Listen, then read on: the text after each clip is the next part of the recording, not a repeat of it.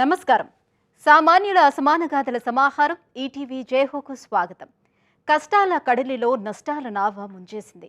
ఆ సమయంలో వైఫల్యాలే పాఠంగా, అనుభవమే పెట్టుబడిగా సామ్రాజ్యాన్ని నిర్మించుకున్నారు భాగ్యనగర వ్యాపారవేత్త. హైదరాబాదీ హలీముకు అంతర్జాతీయ ఖ్యాతిని తెచ్చారు. అమ్మమ్మ అభిరుచి గ్రహించిన ఓ మనవరాలు ఆమె అల్లిగలకు ఆసరా ఇచ్చారు. బామ్మ కళాసృజనకు బంగారు బాట వేశారు. వినూత్న స్ఫూర్తి కథనాలతో మీ ముందుకు వచ్చింది జయహో.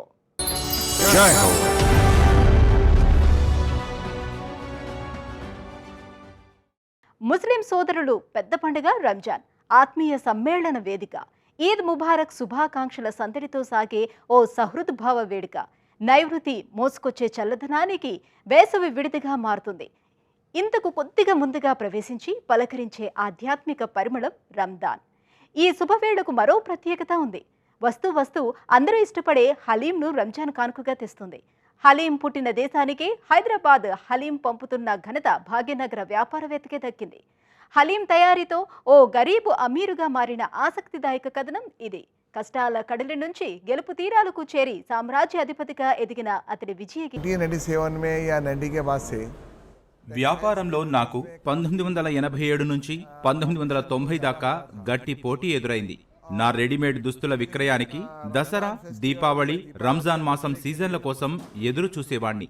ఢిల్లీ, ముంబై, అహ్మదాబాద్ వ్యాపారులకు హైదరాబాదీ బిజినెస్ ధోరణులు తెలుసుకొని ఇక్కడ దుకాణాలు తెరిచాను. మా వ్యాపారాన్ని కొల్లగొట్టారు. కనీసం పండుగల సీజన్లో అయినా డబ్బు సంపాదించాలని భావించాను. నా ఆశలు అడియాసలయ్యాయి. బిజినెస్ నష్టాల ఊబిలో కూరుకుపోతోంది.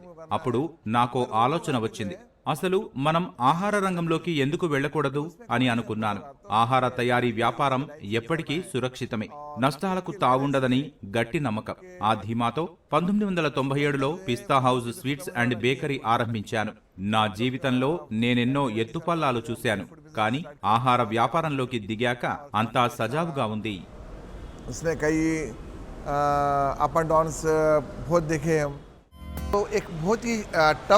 पीरियड गुजारे हम लोग. ఆహార వ్యాపారం ఆరంభించినప్పుడు కష్టకాలాన్ని చూశాను. ఒకానొక సమయంలో నా కుమార్తెకు బాగా జ్వరం. మందు బిళ్లలు కొందామన్నా జేబులో 10 రూపాయలు లేవు. అయితే ఈ తరం వ్యాపారులకు నా సలహా ఏమిటంటే, కష్టాలు చుట్టుముట్టినా సరే లక్ష్య సాధనపై గట్టి నమ్మకంతో ఉండండి. చెడ్డ రోజులని నేను చూశాను. వ్యాపార నష్టాలతో చాలా కలత చెందాను. అయినా తట్టుకొని నిల్చున్నానే తప్ప తడబడలేదు. ఆ భగవంతుడి దయతో ఈ వ్యాపారంలో అనేక మైలురాళ్లు సాధించాను. అన్నట్లు ఈ పవిత్ర రంజాన్ మాసంలో నేను రోజు 20 గంటలు పనిచేస్తాను. अभी रमजान में हम लोग 20 घंटे काम करते हैं. నిజానికి హలీం అరేబియా వంటకం.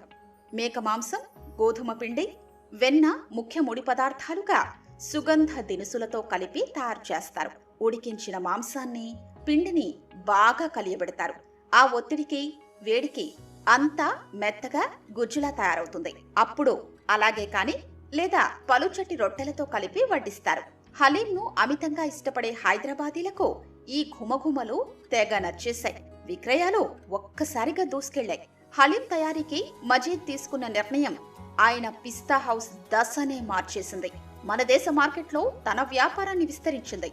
మన హలీంను ప్రపంచమంతా ఇష్టపడుతోంది. ఎంతో డిమాండ్ ఉంది.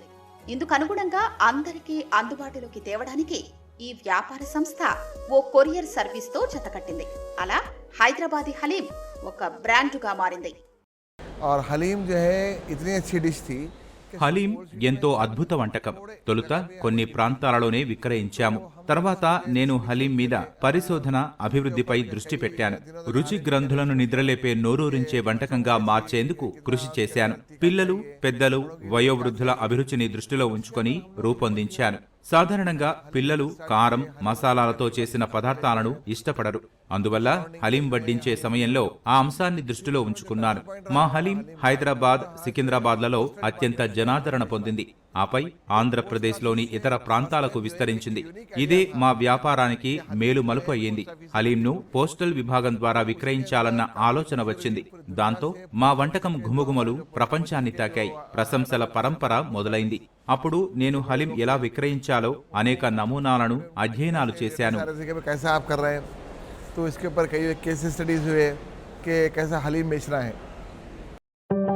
రంజాన్ మాసం వేళ పిస్తా హౌస్ హైదరాబాదీ హలీంను మాత్రమే విక్రయిస్తుంది. అదే మాంసాహార శాకాహార హలీంను వేర్వేరుగా అందజేస్తున్నాం. మాంసాహార హలీంతో సమంగా పోషకాలు అందేందుకు శాకాహార హలీం తయారీకి డ్రై ఫ్రూట్స్, కొన్ని గింజల్ని ఉపయోగిస్తున్నాం. నాన్ వెజ్ హలీం అచ్చంగా మేక మాంసంతో తయారవుతుంది. తండ్రి ఎదుర్కొన్న అవాంతరాలు తనయుల్ని రాటుతేలేలా చేశాయి. దాంతో వారి బంధం మరింత బలపడింది. పెద్ద కుమారుడు ఒక్కడే 100 మందితో కూడిన ఉత్పత్తి కేంద్రాన్ని నిర్వహిస్తున్నారు. చిన్న కుమారుడు మార్కెటింగ్ లో దిట్ట. ఈ వ్యాపారంలోకి రావాలని వీరిని తానెప్పుడూ ఒత్తిడి చేయలేదని అబ్దుల్ మజీద్ చెప్పారు. जो पूरे सेक्शन से हमारे जैसे मीट का सेक्शन में डॉक्टर वेंकटेश्वर रेड्डी साहब ఆహారం నాణ్యతలో రాజీ పడేదే లేదు. మాంసం నాణ్యత నిర్ధారణకు సీనియర్ వెటర్నరీ నిపుణుడు డాక్టర్ వెంకటరెడ్డి, ఆయన బృంద సభ్యులు మాతో ఉన్నారు. ఇందులో వాడే సుగంధ ద్రవ్యాలను పరీక్షించే వాళ్లున్నారు. ఆహార ఉత్పత్తుల తనిఖీకి మాకు సొంత ల్యాబ్ ఉంది. అందువల్ల మా కస్టమర్లకు అత్యుత్తమ ఆహార పదార్థాలను అందిస్తున్నాం. ఆఖరికి హలీంను ప్యాక్ చేసే ప్లాస్టిక్ కంటైనర్లను ఫుడ్ గ్రేడింగ్ వేళ పరిశీలిస్తారు. జెనీవా సంస్థ ద్వారా కంపెనీకి గ్లోబల్ అవార్డు రావచ్చని ఆశాభావంతో ఉన్నాం. ఇందుకు మన దేశం నుంచి వెళ్లిన ఏకైక నామినేషన్ పిస్తా హౌస్ దే. जुलाई में इसका रिजल्ट है. अभी इसके ऑनलाइन वोटिंग चल रही है इसकी. Basically, we want maximum people should. Pista house ను సాధ్యమైనంత ఎక్కువ మందికి ప్రయోజనం కలిగేలా రూపొందించాం. ఎంతో మందికి ఉపాధి చూపాం. మా దగ్గర ఉద్యోగులు పెద్ద సంఖ్యలో ఉన్నారు. రంజాన్ మాసంలో పార్ట్ టైం జాబ్ చేయడానికి ఎందరో వస్తుంటారు. ప్రతిరోజు ఉదయం 5 గంటల నుంచి రాత్రి 10-11 గంటల దాకా పనిచేస్తారు, లేదా రోజుకు 5-6 గంటలు పనిచేస్తారు. రంజాన్ వేళ ఇలా కొంత డబ్బు సంపాదించి జేబు ఖర్చులకు ఉంచుకుంటారు. And they keep as their pocket money and during the month of Ramzan. Abdul మజీద్ ప్రయోగాల అభిరుచి, పాకశాస్త్ర నైపుణ్యాలు, సమయపాలన, పదార్థాల నాణ్యత, పాటించే పరిశుభ్రత మార్కెట్లో పిస్తా హౌస్ ను అగ్రగామిగా నిలిపాయి. ఈ ప్రత్యేకతలు ఘుమఘుమలతో మజీద్ ఉమ్మడి కుటుంబం తన వ్యాపారాన్ని విస్తరించింది. నగరంలోనే కాకుండా దేశ విదేశాల్లో పిస్తా హౌస్ కు ఎన్నో శాఖలున్నాయి. సంక్షోభాల కడలికి విజయ తీరాలు ఉంటాయి. కావలసిందే కొంచెం గుండె నిబ్బరం, కొండంత ఆత్మవిశ్వాసం, మన మీద మనకు నమ్మకం. మజీద్ విజయ గీతికను బిజినెస్ స్కూల్లో ఒక అధ్యయనాంశంగా బోధించొచ్చు. బామ్మగారి అల్లికలు, బామ్మగారి వ్యాపార కిటుకులు, వీరి అద్భుత బంధం మంచి ఫలితాలనిచ్చింది. అమ్మమ్మ అల్లికల పనికి మనవరాలి చేయూతతో ఆమెకి చేతి నిండా పనే.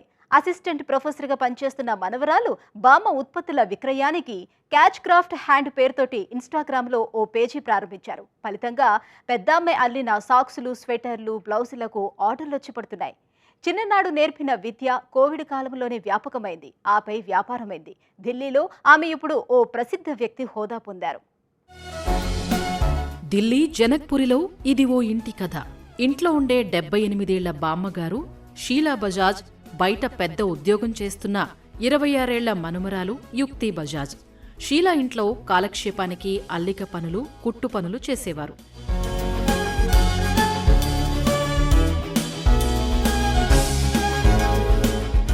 కోవిడ్-19 విరుచుకుపడ్డ వేళ లాక్డౌన్ సమయంలో షీలాకు మరీ విసుగనిపించింది. మనవరాలు ఇంటి నుంచే పనిచేయాల్సి వచ్చింది. ఆ సమయంలో షీలా ఇంట్లో పాత దుస్తుల దారాలు తీసి కొత్త వస్తువులు చేసేవారు. స్వెట్టర్లు, గ్లౌజులు, గౌన్లు, సాక్సులు, బుక్ మార్క్స్, ఒక్కటేమిటి నమూనాను చూసి అల్లేస్తారు. అమ్మమ్మ అల్లికలు, కుట్టుపనికి సృజనాత్మకత చూసి మనవరాలికి ముచ్చటేసింది. ఆమె కళాసృష్టి ఆమెతోనే ఉండిపోరాదని, ప్రపంచానికి తెలియాలని ఇన్స్టాగ్రామ్లో కాట్ క్రాఫ్ట్ హ్యాండెడ్ పేరుతో 2020 నవంబరులో ఓ పేజీని ఏర్పాటు చేశారు. నేను అల్లిక పనులు స్కూల్లో చదువుకునేటప్పుడే నేర్చుకున్నాను. చిన్నప్పుడు అల్లిక పనులు చేసేదాన్ని. నాకు చాలా ఇష్టం. నా కుటుంబ సభ్యులు, తోబుట్టువుల కోసం అల్లిక కుట్టు పనులు చేశాను. ఇప్పుడు ఇలా నేను సొంతంగా ఓ పేజీ ప్రారంభించే అవకాశం వచ్చింది అని చెప్పారు. So basically, Cot Craft Handed per her age, her కాట్ క్రాఫ్ట్ హ్యాండెడ్ వస్తువులను ఏ వయసు వారికైనా, ఏ తరం వారి కోసమైనా తయారు చేయవచ్చు. శిశువులు ఆడుకునే గిలక్కాయలు, బొమ్మలు, సురక్షితంగా చుట్టి తీసుకెళ్లే దుస్తులు తయారు చేస్తున్నాం. యుక్త వయస్కుల కోసం మఫ్లర్లు, స్వెటర్లు ఉన్నాయి. వయోవృద్ధులకు వెచ్చదనాన్నిచ్చే స్వెటర్లు, క్యాప్లు మా దగ్గర ఉన్నాయి. గృహాలంకరణ కోసం కాస్టర్లే, వాల్ హ్యాంగింగ్స్, ఇలా ఏదైనా మా దగ్గర లేనివేమీ లేవు. तो बेसिकली हर जनरेशन के लिए कुछ ना कुछ है।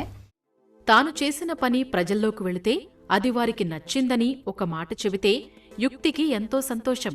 పూర్తిస్థాయి ఉద్యోగం కావటంతో అమ్మమ్మ అల్లిక పనుల్లో చురుగ్గా పాల్గొనలేకపోతున్నారు. శని ఆదివారాలు సెలవు కావడంతో అప్పుడు సామాజిక మాధ్యమాల వ్యాపార వేదికను మాత్రమే చూసేందుకు వీలవుతోంది. दादी स्टार्टिंग में बहुत डिमोटिवेट हो जाती थी कि सबको మా అమ్మమ్మ తొలుత చాలా అంత ఉత్సాహంగా ప్రదర్శించలేదు. తను చేసిన వస్తువులను వాళ్ళు ఇష్టపడతారో లేదోనని, ఆర్డరు ఇస్తారో ఇవ్వరోనని భయపడింది. కానీ తనని నేనెంతో ప్రోత్సహించాను. అలా అందరికీ నచ్చి ఆర్డర్లు రావాలంటే సమయం పడుతుందని చెప్పాను. అలా కొంతకాలం చూశాక మాకు ఆర్డర్లు వెల్లువెత్తాయి. డిమాండ్ కు తగినట్లు చేయటం అమ్మమ్మకు కష్టమైంది. మేము కష్టపడి చేస్తున్నాం. అందువల్ల వస్తువులతో పాటు వారికి ఆమె ప్రేమ, ఆశీర్వాదాలు లభిస్తాయి. మా అల్లిక వస్తువులను అందరూ ఇష్టపడటం, తమ సందేశాలతో మెచ్చుకుంటూ మద్దతునివ్వటం ఆమెకు సంతోషంగా ఉంది. बताती हूँ, दादी को बताती हूँ, तो वो बहुत उन्हें खुशी मिलती है। కొద్ది సమయంలో చేసే వ్యాపారమే అయినా యుక్తి ప్రారంభించిన ఇన్స్టా పేజ్ అందరి దృష్టిని ఆకర్షిస్తోంది. అమ్మమ్మ షీల తన వినియోగదారుల కోసం అల్లిక పని కొనసాగించటం మనవరాలికి ఆనందంగా ఉంది. వినియోగదారులకు మీరేమైనా చెబుతారా అని తనని అడిగితే, ఇలాగే ఆర్డర్లతో ఆదరించండి, మీరు మీ పిల్లలు సంతోషంగా ఉంటే తనకదే చాలని యుక్తి అన్నారు. మా అమ్మాయికి ఇందులో అభిరుచి ఉంది కాబట్టే ఇన్స్టాలో పేజీ ఏర్పాటు చేసింది. వినియోగదారుల స్పందన అనూహ్యంగా ఉంది. వస్తున్న ఆర్డర్లు చూస్తే మరింత కష్టపడాలని, మెరుగుపరుచుకోవాలని అర్థమైంది. అసలు నేనెవరో గతంలో ఎవరికి తెలుసు? నా మనవరాలి వల్లనే ఈ స్థాయికి వచ్చాను. ఇలా చేయటం నాకెంతో సంతోషంగా ఉంది. పని వల్ల నా మనసెంతో ప్రశాంతంగా ఉంటుంది. ఇది నాకు గొప్ప వ్యాపకం. మాతో కలిసి పనిచేసేవారు మమ్మల్ని ఆదరిస్తున్నారు. గతంలో కేవలం ఫోనులో మాట్లాడేవాళ్లం. ఇప్పుడు వాళ్ళు తమ సమయాన్ని సద్వినియోగపరుచుకుంటున్నారు. పెద్దవాళ్లే కదా, కృష్ణారామ అంటూ ఎక్కడో పడుండొచ్చు కదా అని తీసి పారేసే వాళ్లకు ఢిల్లీ బామ్మగారు మనవరాలు ఇస్తున్న సందేశం కనువిప్పు కలిగించాలి.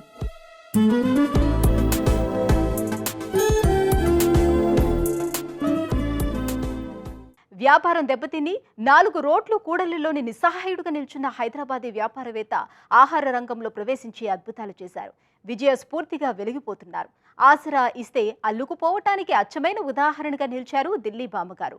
వయసు శరీరానికి కానీ మనసుకు కాదని చాటుతూ తనదైన ప్రపంచాన్ని సృష్టించుకున్నారు. మరిన్ని కథనాలతో వచ్చే వారం జైహోలో మళ్ళీ కలుద్దాం. నమస్కారం.